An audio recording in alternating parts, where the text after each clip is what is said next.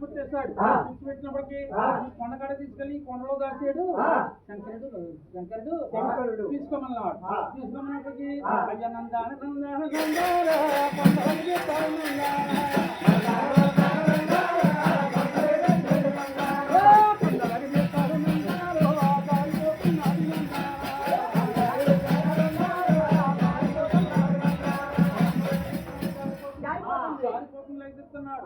అలాగే పాటలు పడుతున్నాడు 12 పుట్లు 12 పెద్ద పర్వతం అంటే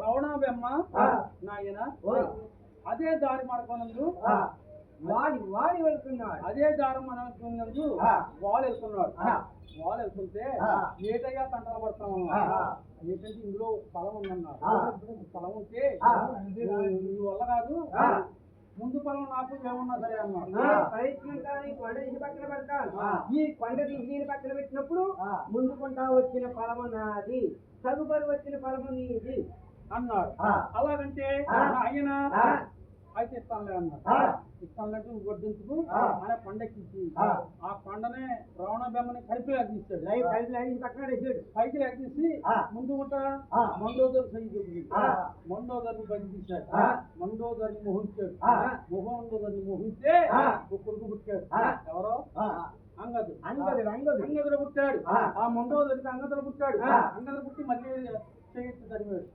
అప్పుడు సార్ వచ్చింది సార్ వస్తే వీళ్ళిద్దరూ కలిసి ఆయన అప్పుడు దిగొచ్చాడు ఎవరో రావణబెమ్మ కొండ నుంచి ఎప్పుడైతే దిగొచ్చాడో అప్పుడు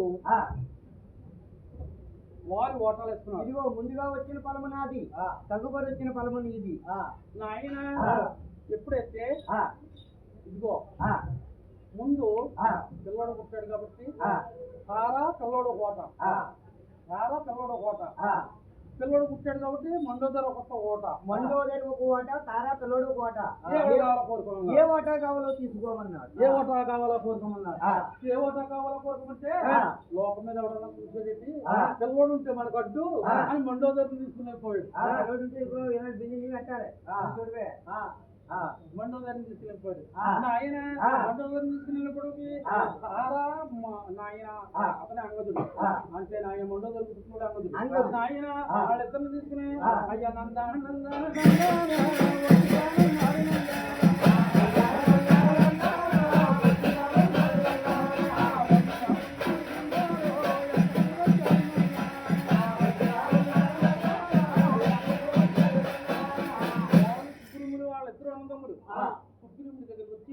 పిల్లలు తీసుకొచ్చాను నీకు పెళ్లి చేస్తాను రా అన్నాడు తమ్ముడు నీకు పిల్లలు తీసుకొచ్చాను పెళ్లి చేస్తాను ఈ అమ్మాయి నువ్వు చేసుకో అన్నాడు చేసుకుంటే అన్నాడు అంటే అన్నగారు మాట్లాడకూడదు అన్నాడు అంటే వెళ్ళినప్పటికీ ఆ మోహం కలిగింది ఎవరికి వాళ్ళు ఆ అమ్మాయి మీద పడ్డాడు ఎంతో కష్టపడి తీసుకొచ్చాను ఈ అమ్మాయిని అర్థం చేసుకుంటే ఆ అమ్మాయిని మోహించాడు మోహిస్తే అప్పుడు వాళ్ళు గొడవ ఎందుకు అర్థం వచ్చింది అర్థం మరి ఆ అమ్మాయిని మోహిస్తే నేను చెయ్యమని అడగలేదే నాకు కావాలన్నది అన్నదమ్ములకి డోక్రాలు కాడ వస్తుంది గొడవ డోక్రాలు కాడ వచ్చేస్తుంది గొడవ అంటే ఆవిడ ఈవిడిగా ఒకే డోక్రాలో ఉన్నారనుకో డోక్రా కానీ ఈవిడ ఒక రోజు లేట్గా పెట్టిందా ఇంకో 9 వచ్చి 9 పడిపోతున్నారు మా వదిన గారు ఉంది కదా డోక్రాలో మాట చెప్పలేదా అది ఈ కేకలేస్తుంది అన్నగారు 9 తీసి అంటే నాయన అప్పుడు వీళ్ళిద్దరు కలిసి చెప్పాడుతున్నారు అయ్యా ఇద్దరు కలిసి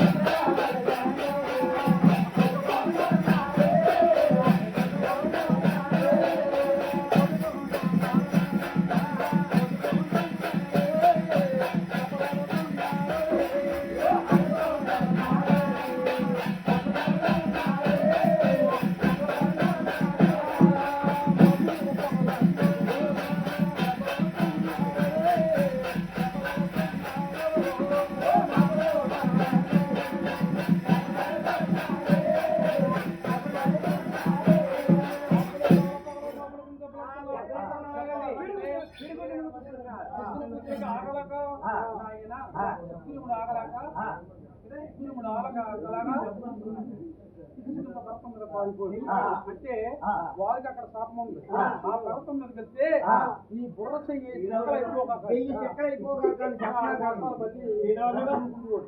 మళ్ళీ వచ్చేవాడు మళ్ళీ దెబ్బలాడి అలాగే జరుగుతుంది. ఆంజనేయ స్వామి ఎక్కడ ఉన్నాడంటే మేనమామ దగ్గర ఉన్నాడు. ఇద్దరు మేనమామలు కదా, వాళ్ళిద్దరికి పళ్ళు పలహారాలు కూర్చి తీసుకుంటే రాముడు లక్ష్మణుడు నాయన ఆ సీతాదేవుని నిలుపుకుంటా వస్తున్నాడు. రావణాలను తీసుకెళ్ళిపోవడం నిలుపుకుంటా వస్తున్నాడు. రావణం తీసుకెళ్ళిపోయాక నిలుపుకుంటా వస్తున్నారు. కొమ్మ పిల్లల ముందు కాయకు వస్తున్నాడు ఆంజనేయ స్వామి. కొమ్మ ముందు కాయకు వస్తుంటే రాముడు తీసాడు. తమ్ముడు అయ్యి కోటికి అయినా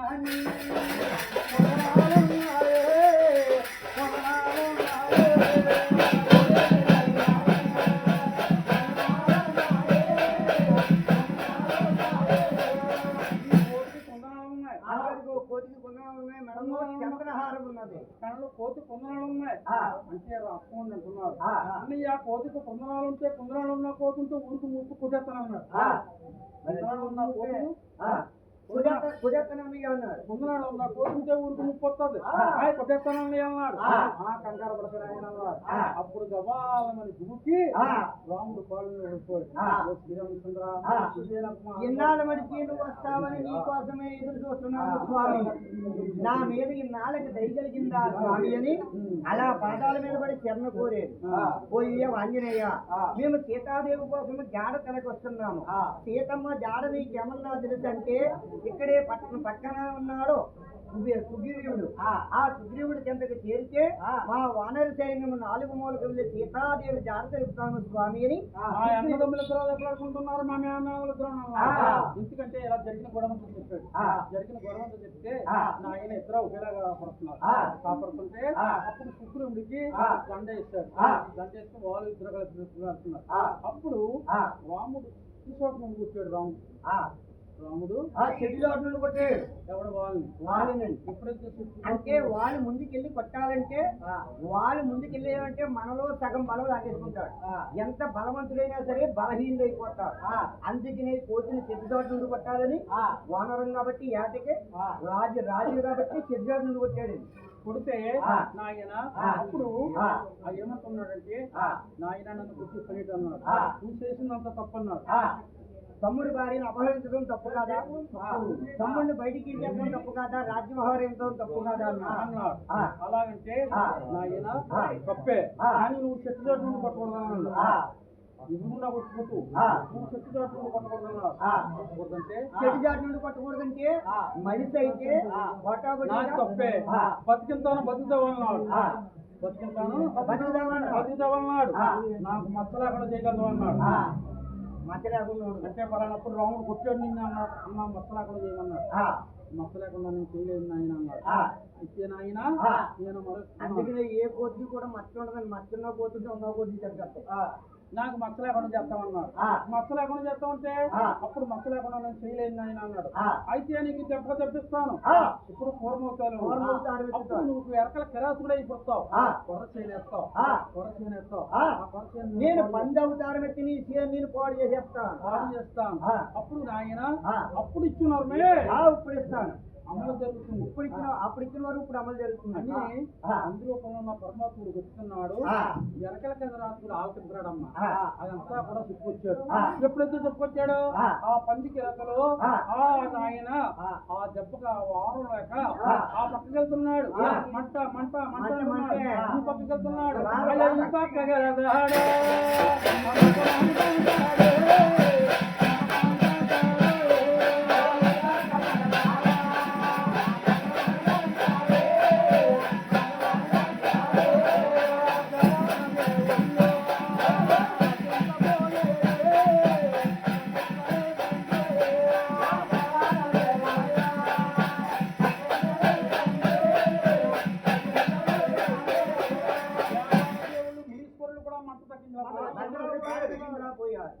రచించకపోతే అప్పుడు నారదవారు అంటున్నారు ఆయన మీకు ఎవరైతే కొట్టారో వాళ్ళ దగ్గర మందు ఉంటుంది.